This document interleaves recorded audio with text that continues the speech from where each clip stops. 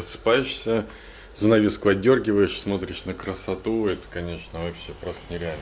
Такое ощущение, как будто на каком-то необитаемом острове. Чистый песок и просто прозрачнейшая вода. Дорога тут, конечно, невероятная в плане экстрима. Скорее всего, оттуда был какой-то оползень, то есть это все размыло. Ну что, вот мы и выехали. Долгожданное путешествие в Ко Чанг. Уже час потряслись по маршрутке и, честно говоря, приятного мало. Это вот первая остановка, и мы просто смотрим на эту красоту природную. По ним скучали, потому что в Паттайе особо с горами не очень хорошо, а вот тут, конечно, красота. Мы остановились на заправке, у нас есть 10 минут на перекус, а также сходить в туалет.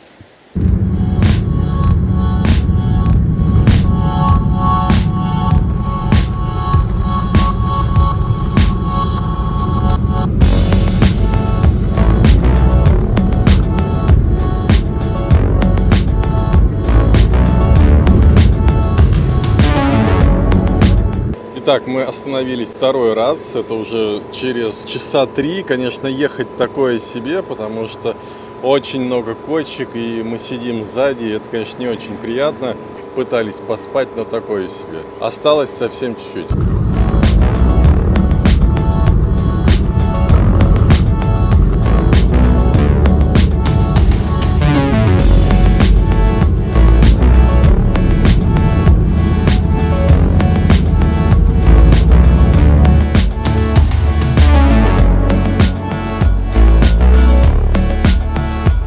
Ну что, за ровно 5 часов мы добрались до парома. На таком необычном мы впервые поедем. И отсюда, я так понимаю, уже видно, вот, собственно говоря, и остров Ко Чанг. Тут вплавь, наверное, ну не знаю, минут за 30 можно добраться. Мы, к сожалению, в этот раз не на байке, потому что ехать долго, а там байк у нас был не самый новый, и непонятно, там доехали бы или нет. Поэтому решили лучше на автобусе. Больше покажем потом, потому что на байке один день едешь, 2 дня потом отходишь.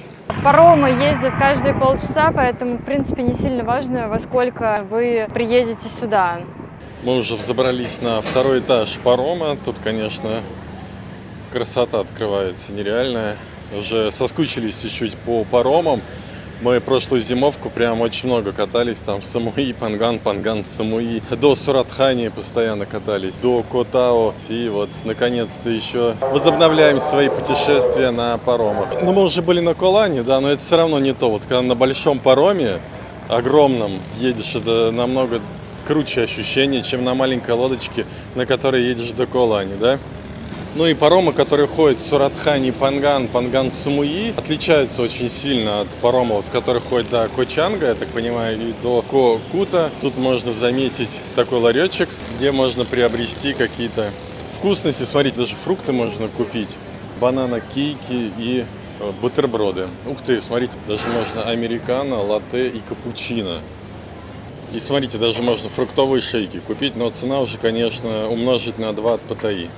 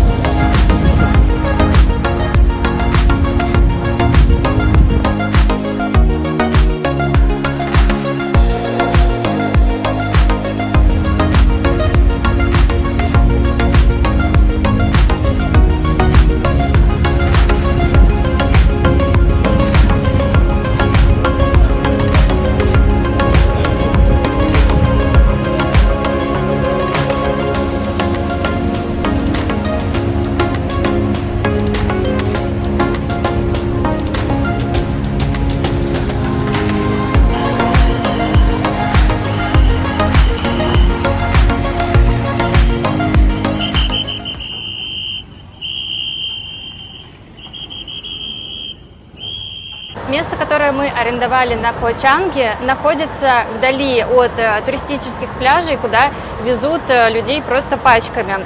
И поэтому возник большой вопрос и большая проблема нас туда отвезти, потому что буквально все отправились в другую сторону, а нам двоим нужно было только в другую. Соответственно, таксисты начали заламывать достаточно высокие цены и сказали, что все идут туда, начали там что-то, как всегда, объяснять, вот, и сказали, что 700 бат. Мы такие посмотрели, решили проверить, работает ли тут Grab, Bolt, InDriver. Ничего, конечно же, не работает. И мы немножко посоветовались и думаем, ну ладно, предложим хотя бы там 300 бат. Сейчас поторгуемся и хотя бы какую-то скидку выпросим. Вот, но в итоге я сказала 300 бат, они такие, не-не-не, no. Вот, а один такой, да, окей, и как бы нас взял и повез. Добавлю, что ехать до нашего места жительства всего лишь 10 минут, соответственно, 700 бат это очень высокая цена, и оно того не стоит. Поэтому у нас сейчас такой будет стоять очень большой вопрос в плане того, как мы арендуем байки. Я уже написал во все чаты Telegram Кочанга, спросил, можно ли арендовать PCX NMAX. Сказали, что сейчас высокий сезон, у знакомых поспрашивали, ни у кого нету. А учитывая, какая тут гористая местность, да, ну вот мы подъезжали сюда и видели прям одни горы, как на Пангане. Все-таки нужен, скорее всего, NMAX или PCX. Получится найти или нет, посмотрим. Сейчас 12 часов дня, мы сейчас заселимся, потом уже будем искать байк. Учитывая, что остров небольшой, а спрос все-таки на байки, я так понимаю, повышен, то, скорее всего, ценник будут заламывать.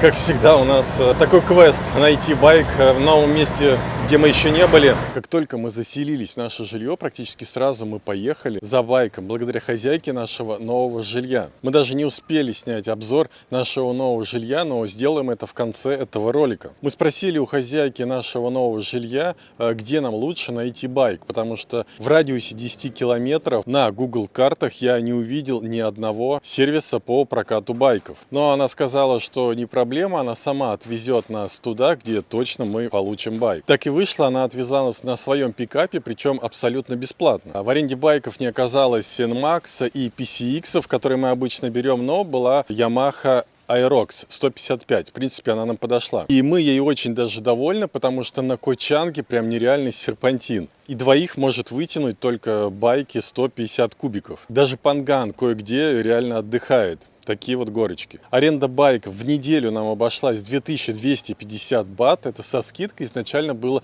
2600. Немного, конечно, дороговато, но что поделать. Мы не хотели тратить время на поиски, так как оно у нас ограничено. Всего 1 неделя. Хотелось показать как можно больше. Поэтому мы взяли байк и сразу же поедем на самый ближайший пляж. Поехали!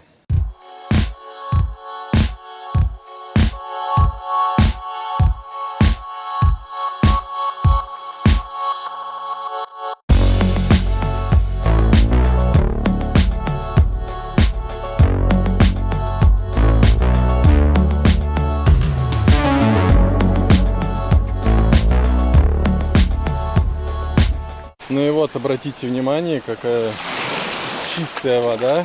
Первое, на что сразу я могу отметить, это природа и вода. Это, конечно, супер. Все-таки здорово, когда ты отправляешься с ПТИ в 6 утра, потому что мы в 6 выехали, а приехали уже, получается, где-то в 11:30. Мы вот заселились, и уже сейчас 13:30, у нас уже есть байк, у нас уже есть море, у нас есть возможность купаться и целый день впереди.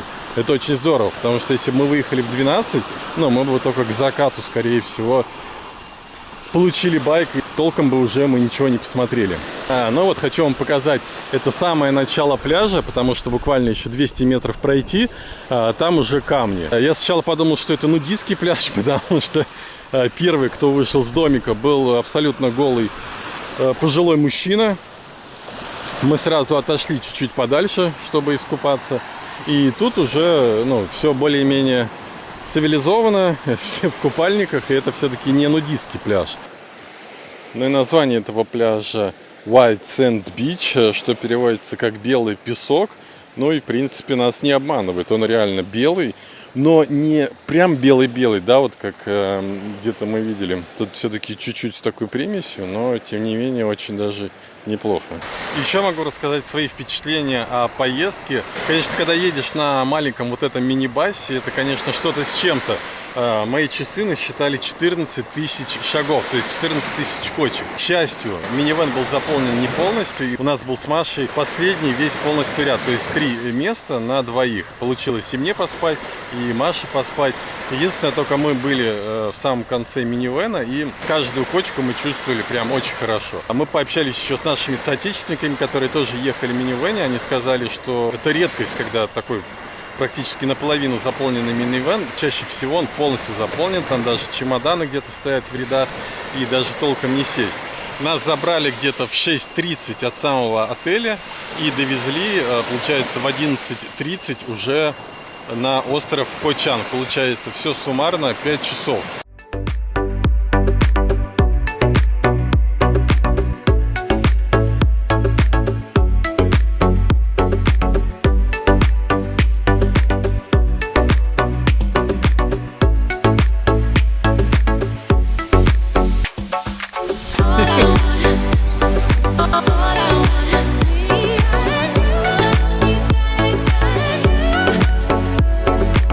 Мы уже искупались, и могу сказать, что дно тут не, знаете, не сразу обрыв такой, а можно пройти метров 20-30, и там будет где-то по плечи, ну и где-то уже через метров 50 уже будет с головой скрывать. И я доплыл где-то метров 100-200, и там было видно дно, вот просто вот белый песочек, его было видно под собой. Это просто невероятные эмоции, ну это вы должны меня понимать, когда целый месяц в Паттайе, и потом видишь такую чистую воду, конечно, эмоции просто зашкаливают. Хочу просто показать обстановку, что вокруг нас нету никаких отелей, вокруг нас нету никаких огроменных домов, нету каких-то дорог, знаете, где проезжает куча всяких тук-туков, музыки, баров, ресторанов, огромных толп туристов, шезлонгов, людей, которые продают кукурузу там и еще что-то. Вот если прислушаться, можно услышать сверчков. Такие домики, и больше ничего нет. Такое ощущение, в этих домиках тоже никого нету. И вот идешь, такое ощущение, как будто на каком-то необитаемом острове. Я вот обожаю такие места за это. Я очень люблю там некоторые районы, там Пангана, Самуи. Ты чувствуешь вот единение с природой и максимальную релаксацию. Вот отдыхаешь на все 100%. Вот мы пожили вот в Паттайе такое продолжительное время, и я чувствую, что вот устал там, и морально, и физически как-то. И вот хочется уже вот поехать, где нет суеты такой вот. И вот на данный момент Ко Чанг пока что вот отвечает всем моим запросам, которые я ожидал от него. Песочек тут довольно чистый, то есть видно, что тут убирают аккуратно. И что я еще заметил, тут огромное количество ракушек. Свидетельствует о том, что все-таки пляж действительно еще не перенаселен туристами, и он действительно такой вот прям натуральный. Смотрите, здесь есть и такие кафешки с растаманской тематикой, что напоминает немного Панган. Но мы еще сравним с Панганом этот островок и посмотрим, насколько он похож или наоборот не похож. Ну вот мы прошли еще совсем чуть-чуть. Тут по-прежнему какие-то бунгало, какие-то уже заброшенные, какие-то нет. Такое вот идеальное единение с природой, обратите внимание. Прям вот в чаще густой, там такие лианы висят, где-то дерево растет рядом с домом, прям необычно. Я бы вот с удовольствием бы, если честно, заселился в таком доме, чтобы вот почувствовать настоящую природу. Где-то вон там елочки растут, где-то пальмы. Но вот чуть дальше там уже видно такие столики и уже какой-то пляжный бар, бич-бар. Ну да, такой вот чисто тоже в островном стиле, видите, такие висят шарики. Тут уже можно себе какой-нибудь заказать коктейльчик и его попить с невероятным, конечно, видом. Сегодня погода просто идеальная. Ну и дальше наш пляж прерывает такое сооружение, скорее всего, это кафе. Видите, прям тут уже не пройти, тут, скорее всего, нужно будет по пояс или даже выше, поэтому нужно будет пройти дальше. Получается, скорее всего, вот дикая часть пляжа, где практически нет людей, заканчивается. А дальше, как мне кажется, там уже будет более такая туристическая часть. Но сейчас посмотрим. Вот тут такое отличное кафе, знаете, немного в таком панганском стиле. Видите, такие ракушки, которые исполняют роль пепельницы. Людей практически никого нету. Такая вот красота, тут сидишь и просто получаешь удовольствие. Кафе называется Rock Sand. Тут, правда, сейчас не было, к сожалению, никакой еды, были только напитки. Мы вот выпили горячий кофе и идем дальше. Место просто дико атмосферное. Тут просто посидеть, выпить кофе очень классно. И самое главное, тут здорово провожать закат. И что интересно, при этом кафе есть еще аренда жилья. То есть вы можете прямо тут арендовать. Ох, по таким камушкам прям ощущаешь массаж. Но обратите внимание, что дальше можно пройти только вот по такой узенькой тропе вдоль отвесной скалы. Красота. Люблю такие вещи. А наверху, видите, там даже есть гамак. Я вот люблю такие экзотичные места, где еще не сильно прям цивилизация коснулась, да, можно вот пройти по таким доскам, почувствовать хоть небольшой экстрим. И дальше, не знаю, можно пройти или нет, там какой-то прям завал. Можно вот спуститься по лесенке и дальше уже в обход. Мне кажется, когда прилив, а прилив бывает очень даже высокий, тут далеко не все смогут пройти.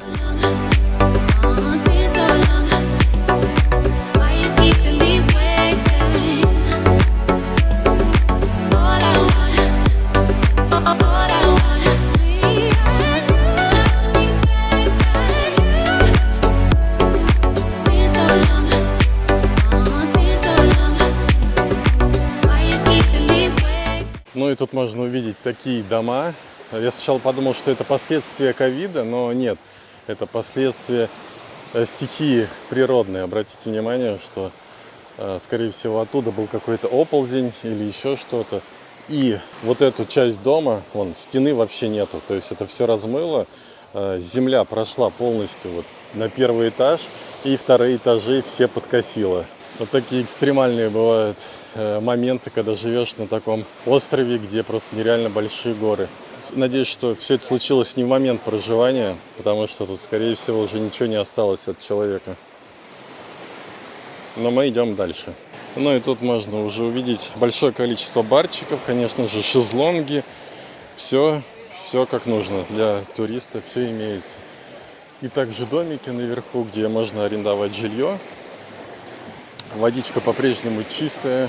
И сейчас будут как раз уже начинаться уже такие небюджетные бунгало. Ну и вот мы дошли уже до таких домиков, более цивильных, более современных. Построили их, скорее всего, недавно, с такой необычной крышей.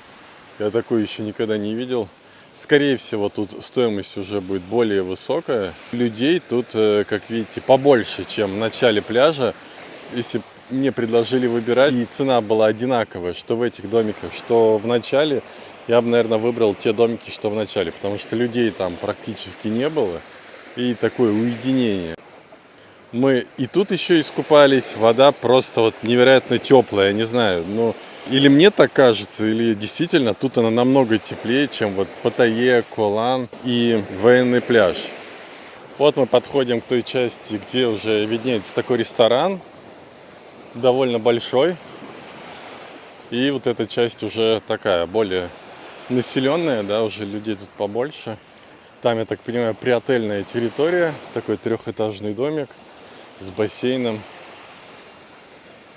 И вот, кстати, смотрите, такие вот есть на протяжении всего пляжа указатели про обратное течение, что нужно делать, когда вы в него попадаете. Это очень здорово. Но вот на данный момент вот просто идеально все. И погода, и нету никаких волн, водичка чистая, солнышко, вот прям идеально.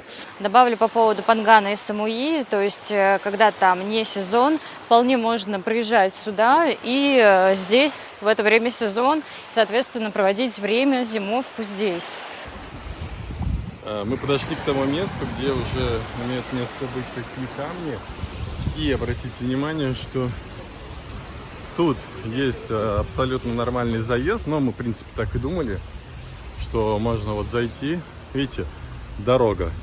И даже 7-Eleven отсюда виднеется, то есть есть более такой простой заезд. Мы, конечно же, еще покажем заезд с той стороны. Мы заехали с самого экстремального места, это вот в начале этого пляжа. Здесь уже есть такие кафешки. В основном я здесь вижу, что европейцы сидят. А здесь, кстати, очень интересное меню. Похоже на балийское что-то. Смузи-бойлы, например, есть. То есть здесь такая разнообразная еда, не только тайская. Вот. Ну и так как здесь европейцы, то, соответственно, здесь немножечко цены повыше. Вот цены на кофе. И вот, например, цены у нас на различные завтраки. Завтрак стоит 235, 255 и так далее. Если мы возьмем там сейчас наш стандартный пад-тай, пад-сию, то это будет 125, 165. Ну и вот вдоль всего пляжа можно заметить такие вот деревья, которые надо как-то так проходить и не ударяться головой. Все время смотреть, чтобы не удариться. На самом деле такой достаточно интересный пляж в том плане, что кто хочет более уединенного места, то вы можете, да, пройтись и остановиться в самом начале. А те, кто хочет, чтобы было побольше народу, чтобы себя показать и других посмотреть, то, соответственно, можно уже пройти чуть подальше. Так, ну дальше мы уже не пойдем, потому что тут одни кафешки на кафешки, всякие барчики и все остальное. Поэтому в следующий раз мы продолжим эту часть записывать, когда уже сюда вернемся, непосредственно оставив байк где-то тут.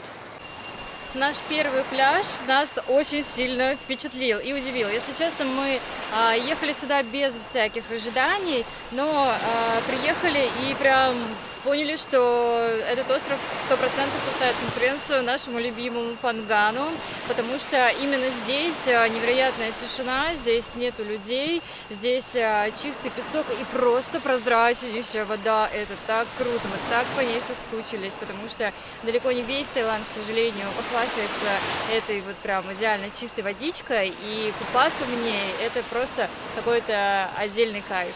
Сейчас скоро совсем будет закат. Мы провели целый день на этом пляже, и я могу вам сказать, что когда мы выезжали сюда, у меня не было абсолютно никаких ожиданий от этого острова, потому что я не смотрел никаких видео, никаких блогеров, я не читал никакую информацию. А мы вот когда были в Паттайе, несколько раз виделись с нашими подписчиками, и 2 или 3 человека нам сказали, что обязательно съездите на Ко Чанг. Если вы там не были, это того стоит.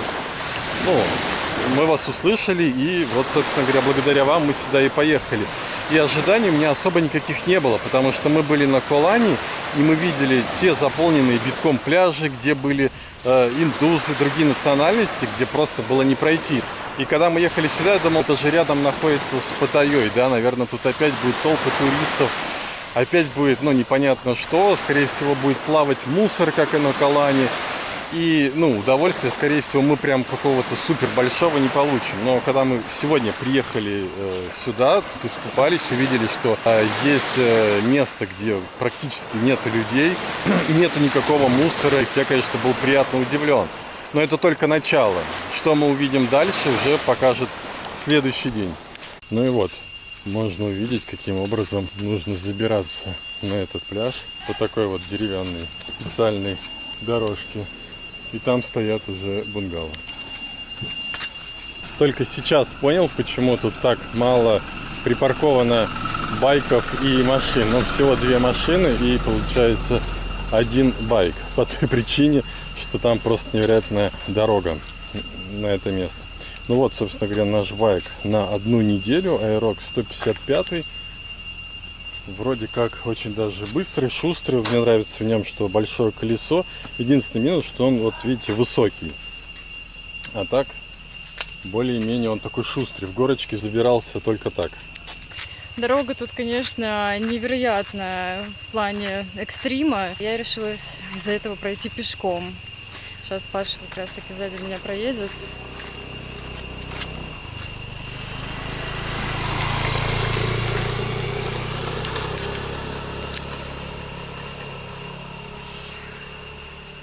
Из-за того, что такая дорога, мы даже решили не провожать закат, потому что не хочется потом ехать в темноте. И самое такое важное, что если здесь еще какой-нибудь встречный байк или встречная машина будет, то очень тяжело достаточно разъехаться. Поэтому лучше все-таки делать это для темноты.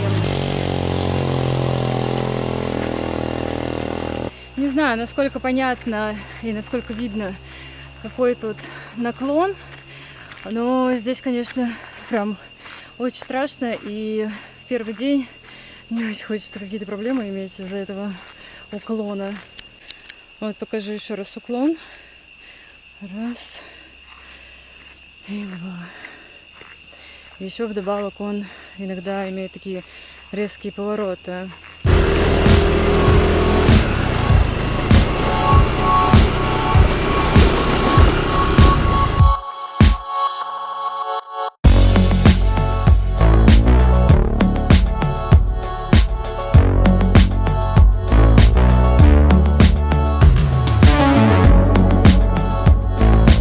Ну и по традиции, конечно же, рум-тур. Единственное, только вчера мы уже было поздно снимать, было темно, поэтому вот снимаем на следующий день.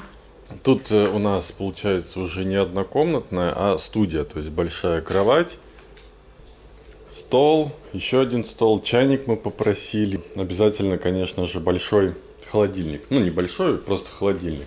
Шкаф у нас вот такой вот, 3 пледчика.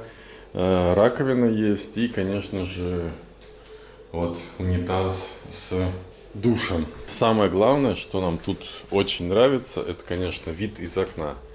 Смотрите, оп, смотришь в окно и бассейн, а там море. Просыпаешься, занавеску отдергиваешь, смотришь на красоту, это, конечно, вообще просто нереально. Ну и вот такой у нас балкончик получается. Садишься, какой-нибудь коктейльчик, и смотришь на бассейн и на море. Красота. Этот пляж, к сожалению, не купабельный, поэтому можно просто смотреть. А по вечерам, когда прям совсем никто по дороге не ездит, слышно прибой. Прям вообще супер. Также можно вот искупаться. Вода всегда очень теплая, потому что тени практически нету. И можно вот там вот позагорать. Также там есть душ специальный, можно там помыться. Тут несколько домиков.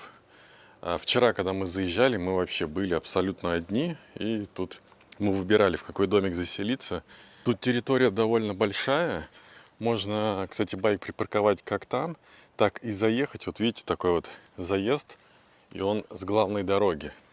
Но я уже не стал парковать около дома, потому что лучше уж байк будет стоять под навесом. Вот видите, отсюда прям дорога ведет. И самое важное, что я вам хотел сказать, и почему я вот сюда пошел. Когда мы арендовали на Airbnb, там фотографии были абсолютно другого домика. Домик был именно с кухней. Там все было необходимое, потому что мы, если выбираем жилье, то мы, как правило, берем с кухней. И еще нам что понравилось, там была большая-большая терраса. Вот, собственно говоря, именно этот домик и был на Airbnb. Вид именно оттуда, с большой террасой, конечно, был просто феноменальный. И этот домик, он находится вдали от других домиков. Но, когда мы сюда приехали, нам сказали, что, извините, там какие-то проблемы с канализацией, и не работает туалет и душ. И сказали, вот заселяйтесь в тот любой домик. К сожалению, так вышло, но Тайка была очень улыбчивая, добрая, и нас вот отвезла, чтобы мы байки выбрали. Очень долго извинялась. Если мы хотим вдруг что-то как-то приготовить, можно воспользоваться ихней кухней, которая есть в главном домике. Ну вот можно увидеть, да, какой тут сад красивый. И можно тут прогуляться, посидеть вот на качельках. Ну и вот семья тайцев живет в этом доме. Это так называемый хомстей, когда семья тайцев живет в доме, и рядом у них несколько домиков. Они принимают гостей и ухаживают за всей территорией. Ну и, собственно говоря, так получают деньги. Ну вот такой ландшафтный дизайн, конечно, тут постарались очень сильно. Ну и чуть позже обязательно мы вам покажем Паттай, как он выглядит и насколько он тут вкусный. Конечно же, здорово, что мы находимся где-то вот в отдалении от цивилизации, да. Единственный минус в том, что ближайший 7-Eleven находится в 9 километрах от нас. Сейчас как раз поедем, покажем, каковы минусы проживания на побережье, где нету пляжа. Есть тишина, но, к сожалению, нет магазинов. Но хочу отметить, что дорога просто идеальная. Я вчера вот ехал, практически ни одной ямки не было, никакого промежутка дороги не было, где какие-то ухабы или еще что-то. Единственный момент, тут был очень опасный участок, когда на повороте машину обгоняла другая машина. Такое вождение видел только на Самуи. И учитывая вот мою привычку, что я всегда прижимаюсь слева на всех поворотах, это в принципе нас спасло, потому что машина на полной скорости поворачивала, 2 машины вот так вот ехала. И если бы не моя реакция и моя привычка, то, наверное, сейчас бы мы тут не стояли, вам не рассказывали, как прекрасно жить на побережье, где нет пляжей. А так, в принципе, все идеально. Ну и вот, смотрите, у нас по привычке у нас на Пангане была трехцветная кошка, и тут тоже. Кошка Лариска, она вот к нам все время заходит, даже спала сегодня ночью с нами. Любим трехцветных кошек, потому что они любят человеческое общение. Поэтому мы ее приватизировали на время. Сейчас идем к своему байку искать какой-то местный магазин. Поблизости, видите, тут особо магазинов нет, просто вот трасса, все едут. Едь не хочу, дорога везде вот максимально ровная, идеальная, то есть едь с любой скоростью, гони как хочешь.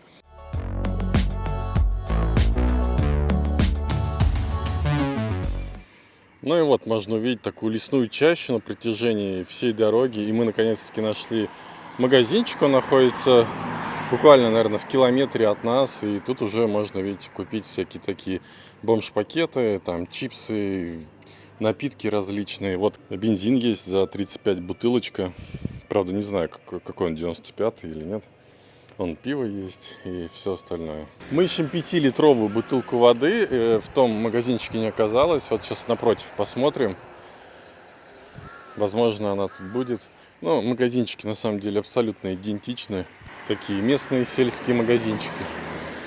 И рядом просто вот лесная чаща. Даже вот лодка есть. Смотрите, в магазинчик надо заходить без обуви. Ну, а Маша зашла в обуви. Мы нашли наконец-таки 5-литровую бутылку. Сейчас ее, наверное, тут и купим.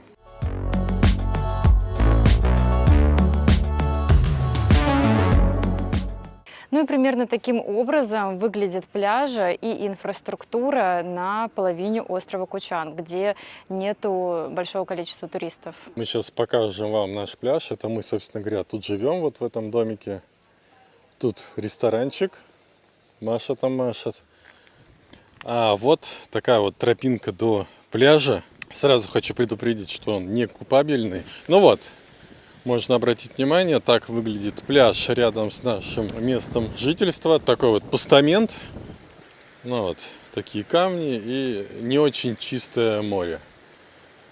Ну или правильно сказать, залив, да? Ну и все, тут больше ничего нет. Ну и так на протяжении вот километров, наверное, 7 в одну сторону и в другую сторону примерно вот такой вот пляж везде. Напротив нас находится провинция Трат. Но вот вид тут открывается просто такой нереальный. Вот именно тут настоящее вот единение с природой, потому что если по ту сторону, если вот можно было бы проехать прямо, да, потому что тут прямо дорог нет, нужно все объезжать по кругу, одна дорога идет. Там уже будут пляжи для купания, и там, конечно, будет другая картина.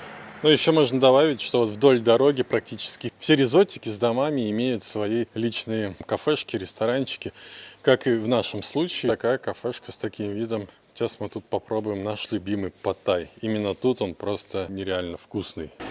Тут пад-тай стоит 80 бат. Сейчас будем пробовать. Что интересно, в этом кафе используют только свежие морепродукты, которые выловлены именно на острове Кочанг. То есть здесь нету импортных, именно в этом кафе. Ну и во многих кафе Кочанга тоже. А именно этот пад-тай делается с добавлением свежей кокосовой воды, поэтому у него чуть-чуть такой необычный и более приятный вкус. Об этом нам рассказала девушка, которая тут готовит. Я уже столько перепробовал пад-таев, но именно тут прям реально он какой-то очень вкусный. Маша вот сказала ингредиент, который вот отличает, скорее всего, да, из-за этого. И еще очень огромные большие креветки, они прям вот такие сочные, вкусные. Потому что иногда откровенно экономили, какие-то креветочки были, но прям вообще вот, ну совсем маленькие. 3 маленькие креветочки на весь пад-тай. Поэтому, если вдруг будете на Кочанге, если даже просто будете проезжать, то советуем попробовать. Да, тут еще очень вкусный кофе, он тут просто нереальный, потому что тут его прям варят. Ну, не везде тайцы варят, иногда просто 3 в одном. По вечерам тут приезжают люди, ну, потому что, наверное, нравится кухня, но днем тут практически никого нет. Но все, мы будем кушать, а то он сейчас остынет. Спасибо всем за просмотр видео. Если оно было интересно и полезно для вас, то, пожалуйста, ставьте лайк и подписывайтесь на канал. Всем пока!